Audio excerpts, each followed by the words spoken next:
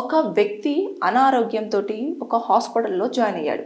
అయిన తర్వాత అతను 10 రోజుల పాటు ట్రీట్మెంట్ తీసుకున్నాడు. అతనికి ఉన్న కారణాల వల్ల మొత్తం 10 డేస్ అతనికి హాస్పిటల్ వాళ్ళు చికిత్సను అందించారు. అందించిన తర్వాత బిల్లు చూసేసరికి ఏకంగా 78 లక్షల రూపాయల బిల్ అయ్యింది అని చెప్పేసి వాళ్ళు తీసుకొచ్చేసి స్లిప్ని చేతిలో పెట్టారు.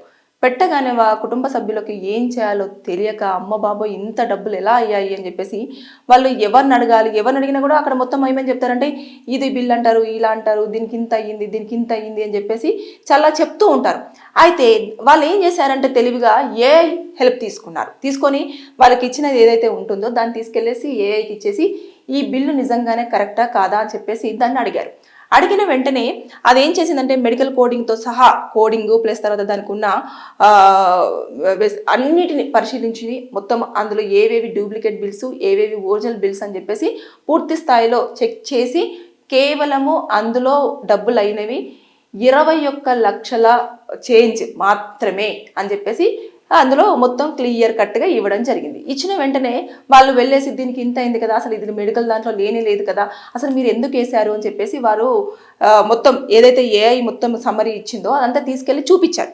చూపించిన వెంటనే మీరు ఎందుకు ఇలా లేనిపోనివన్నీ వేస్తున్నారు, మాకు ఇంత బర్డన్ పడిపోయింది అని చెప్పేసి చాలా మెన్షన్ చేసిన తర్వాత ఇమీడియట్గా 56 లక్షల రూపాయల యొక్క బిల్లును అందులో నుంచి తగ్గించేసి కేవలము 21 లక్షలు ఏదైతే ఏఐ సూచించిందో దాన్ని మాత్రమే పే చెయ్యండి అని చెప్పేసి చెప్పడంతో ఇంకా వాళ్ళ బిల్లును పే చేసి ఇంటికి రావడం జరిగింది.